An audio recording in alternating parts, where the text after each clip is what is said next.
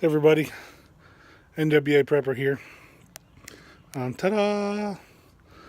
So I kind of hinted at starting a series on firefighting around your homestead.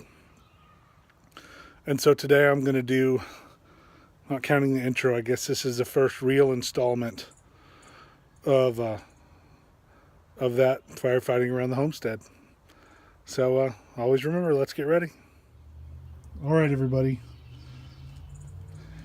In fighting a fire, one of the things that we're going to talk about doing is making a fire line and preventive activities. And by preventive activities, I mean sometimes we got to trim trees. We need to take out dead limbs. We just need to clean things up so there's less fuel. And when we get out in the woods, then it'll be easier for me to show you some things that we're going to do. But for right now, we're still into the tool phase, the preparation phase. So you can see here that my tools, again, I'm not a lumberjack. I'm not a professional. You want me to cut a hole in your roof or cut a hole in a wall for a rescue? Look out, I'm your guy. But for trees, I don't fell trees very efficiently. I can do it, but I take extra caution and extra time and notch things out, and I do things pretty slow. So in a true firefighting emergency, short of cutting snags or limbs that are on the ground that would be across your fire line, I'm not the guy for that. But if it's maintenance or limbs that are on the ground, I'm pretty comfortable. So these are my personal saws. Of course, this one here I got from my father. It is just a little, I don't know, 14 inch. I guess that's a 14 inch bar, a little steel. There you go. It works for me pretty good. I use that one most of the time. And then I have one that I've had. I mean, it looks shiny brand new. And because it pretty much is, I've only used it on a few branches. When, well, let's see this right here. I was dropping a tree or cleaning up a tree in the land, and I set my saw down and I was popping a wedge and using an axe, and the log rolled and got my saw underneath it, or this saw.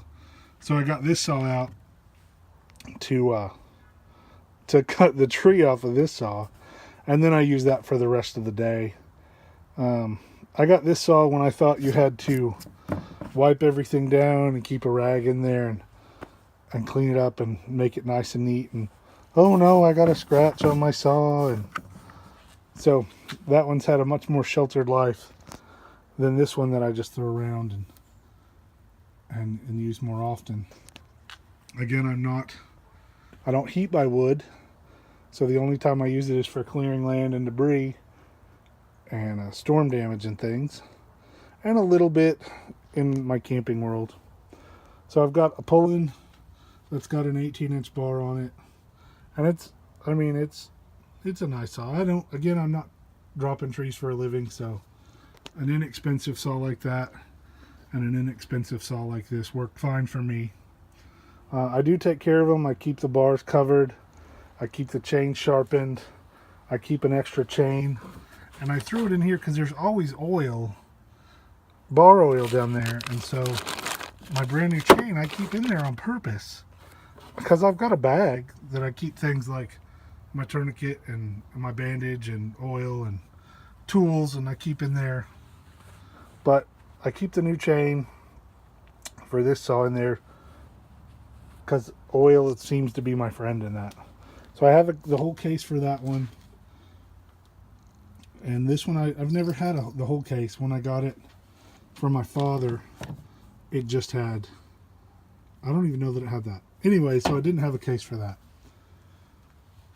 So the things that I've learned and made sure that I can do, number one, I can start my saws, that they can run, that I can adjust the chain. I can oil them as far as I know where to put the bar oil. I know where to put the fuel, oil and fuel. I make sure the priming bulb is good and exercised. I run them on a pretty consistent basis. And I run them for a little while, and I try to cut some stuff with them if I have stuff to cut. Sometimes I go looking for things to cut. So it's nothing crazy. Just run them a little bit, and I run a tank of fuel through them every season, and I try to take care of them. Obviously, that saw is, wow, that saw's 4, 5 years old. Man, maybe even 6 years old. But some of the things that I have with it, other than the saws themselves, is I keep 2-cycle oil, and this oil, and my jug, I keep a 2-gallon jug. So I've got several of these in the back of the truck that I mix my fuel, 50 to 1, 40 to 1. I kind of go in the middle, and it works well. I got this can here of ethanol-free True Fuel. It's totally for convenience. I mean, literally, I would never buy pre-canned fuel, except that I was in Lowe's the other day getting a new jug of bar oil, and the guy was marking them down to like $2 or something, $1 something, less than $2.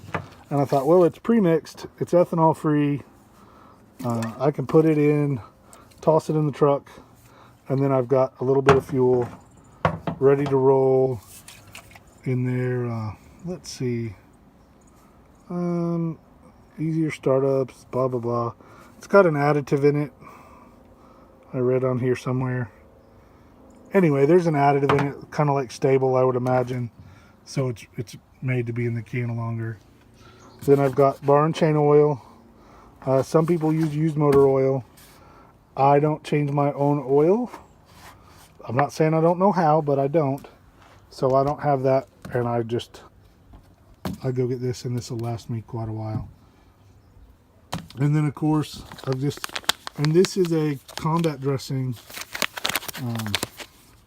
that I got, just an emergency trauma dressing, Israeli bandage, however you want to call it. Over the time that I've had it, it's still sealed really well, but it didn't vacuum quite as perfectly as some of the others. So I threw it in my chainsaw kit. Here's a cat tourniquet. So those are my dog.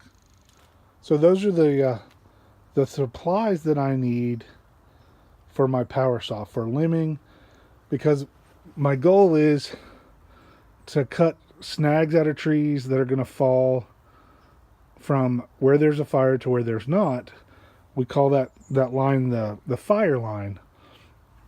And we're going to use these to remove any limbs that go from one side of the fire line to the other, or that have fallen and they're going from the area that's burning or we're protecting, and they cross over the line that we're going to make turn to dirt. And we're going to do that with some other tools. But so here are my suggestions. And of course, I have glasses with better lenses that are already safety glasses. And my hearing protection is in that bag there. So I have it here, but it's always in the truck. So I don't have it here. I've got it in my Woodsman bag, which has my wedges and some other tools for firewood. But here you go. Most of this came from Lowe's or Walmart. We have a steel dealer where my dad lived that we got that. That comes from Adventure Frontier. This guy came from Lowe's, I'm sure, because I got it when I was a vendor there. And I know the chain came from Lowe's. Anyway, saws are about $250. I think $250. That one's probably $200. But it's been a while. It's been years since I bought one. If you take care of them, they can last you a long time. learn to change air filters and some basic maintenance. There's plenty of movies or videos you can do to that. Keep them clean, keep everything in order, and it will be ready when you have a firefighting emergency. So thanks everyone for watching the saw portion of getting our tools ready for firefighting on the homestead. Don't forget a tourniquet. There's other safety equipment that you can have. You've got helmets and with earmuffs and a face shield and chaps, shaps, that are leg protections that if you hit with a saw, they'll stop the chain from spinning before they cut your leg. And they're a little expensive, but I'm telling you, they're worth their weight in gold. We use them in emergency services. I do not have a pair of them. I should, but I don't. I should. There's no reason. Just I spend my money elsewhere. And I do wear good jeans or heavy dicky pants when I'm cutting. I don't like wearing khakis or cargo pants. I certainly don't like cargo pants. I like regular jeans, and if I had a pair of those, then I would wear them, but they're a little pricey. Thanks for watching. Be safe. Gather your tools for firefighting now, because when the fire's already started, it's too late. Let's get ready.